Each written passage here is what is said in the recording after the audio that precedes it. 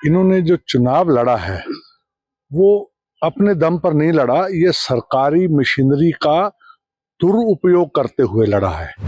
जिस दिन चुनाव अनाउंस हुआ था, इलेक्शन कमीशन अनाउंसमेंट कर रहा था, ये कोई 2:15 बजे की बात है। मैंने इनकी गाड़ी देखी, उसमें इनका सामान था, झंडे, बैनर, पैम्फलेट। हमने वो गाड़ी रोकी और उसके ड्राइवर को हमने पूछा भी ये किसका सामान है, और जब हमने गाड़ी देखी वो PWD गाड़ी, उसमें लिखा हुआ सरकारी गाड़ी थी।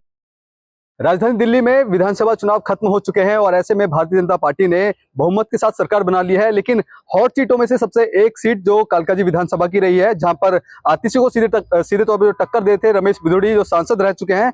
और अब ऐसे में चुनाव निपटने के बाद जो आम आदमी पार्टी की जो कैंडिडेट थी आतिशी, अब उन पे गंभीर आरोप लग रहे हैं। हमारे साथ बातचीत करने के लिए मौजूद हैं भारतीय जनता पार्टी दक्षिणी दिल्ली से उपाध्यक्ष KS दुग्गल जी।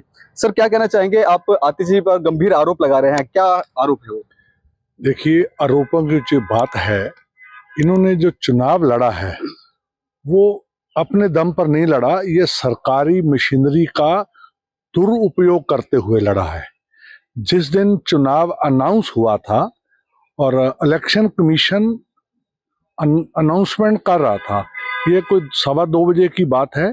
मैंने इनकी गाड़ी देखी, उसमें इनका सामान था, झंडे, बैनर, पैम्फलेट। हमने वो गाड़ी रोकी और उसके ड्राइवर को हमने पूछा भी ये किसका सामान है, और जब हमने गाड़ी देखी वो PWD गाड़ी, उसमें लिखा हुआ सरकारी गाड़ी थी, उसमें लिखा हुआ था। तो उनके ऑफिस के पास ही मेरा बगल में ऑफिस है, तो वो कुछ लोग 10-15 लोग थे, तो मैं अकेला था। तो मैंने सोचा कि मिस हैपनिंग नहीं हो जाए, तो मैं अपने ऑफिस में गया अपने कुछ लड़कों को बुलाने के लिए। जब तक मैं आया वो गाड़ी वहां से लेके जा चुके थे। और अनफॉर्चुनेटली मेरे साथ एक चैनल था, अड्डा चैनल करके, तो उन्होंने सारी हमारी बाइट बनाई, वो हमारे पास रिकॉर्डिंग है सारी। इसके बाद आपने तमाम तरह की FIR भी आपने दर्ज करी है, किस किस चीजों की वो FIR है और क्या कुछ पे कार्रवाई अभी तक हुई है? देखो, 8 तारीख के करीब मैंने इनकी FIR करी, 8 फरवरी को, 8 जनवरी को, और उसके बाद 11 या 12 को इलेक्शन कमीशन ने इनके ऊपर FIR दर्ज कराई।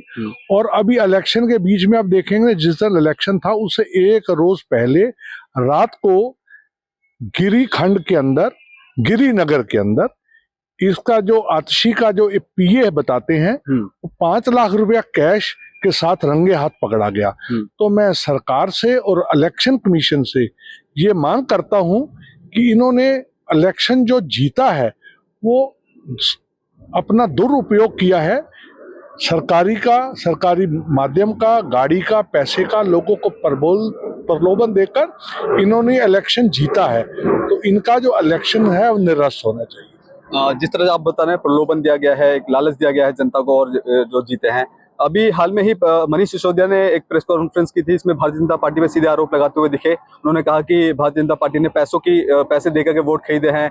कई जो उनकी विधानसभा है लाजपत नगर वाला, वहाँ पे जो भारतीय जनता पार्टी के कुछ पैसे बांटते हुए पकड़े गए, और ऐसे में आप बोल रहे हैं कि वो उन्होंने प्रलोभन दिया है, कैसे देखेंगे इसको? नहीं, देखिए, आरोप लगाना ये हर लोगों का काम है, हम आरोप नहीं लगा रहे हैं। हमने तो रंगे हाथ उनकी गाड़ी पकड़ी है और पैसे देते हुए पकड़े हैं। अगर मनीष सिसोदिया जी ये बात कर रहे हैं तो दुर्भाग्यपूर्ण है, कोई आदमी पकड़ा नहीं गया। अपने घर बैठे अपनी कुर्सी पे बैठकर किसी के ऊपर भी एक इल्जाम लगा देना, ये गलत बात है। अब क्या कहना चाहेंगे? इलेक्शन तो हो चुका है, भारतीय जनता पार्टी की सरकार बन चुकी है, तो क्या चाहते हैं? अब इलेक्शन फिर से रद्द हो और फिर से हो? नहीं, इलेक्शन हो चुका है, भारतीय जनता पार्टी जीत चुकी है, ये बड़ी खुशी की बात है, दिल्ली वालों के लिए बहुत खुशी की बात है। पर जो इन्होंने इलेक्शन एक गलत तरीके से जीता है, उसका पूरी जांच होनी चाहिए। और ऐसे ही मैं आपको बता दूं, कुछ वर्ष पहले स्वर्गीय श्रीमती इंदिरा गांधी का चुनाव भी एक बारी ऐसे निरस्त हुआ था।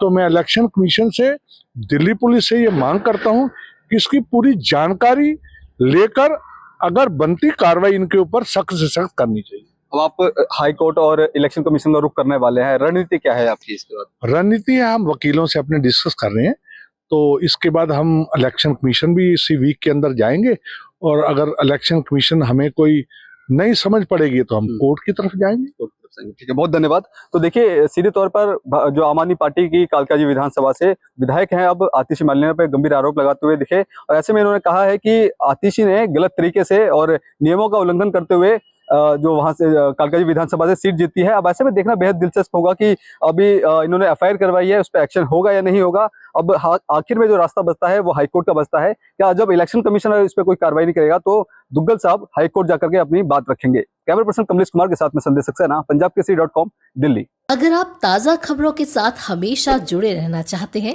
तो अभी हमारे YouTube चैनल पंजाब केसरी दिल्ली को सब्सक्राइब करें। साथ ही Facebook और Instagram पर भी हमें फॉलो करना ना भूलें। आपका समर्थन ही हमारी ताकत है। धन्यवाद।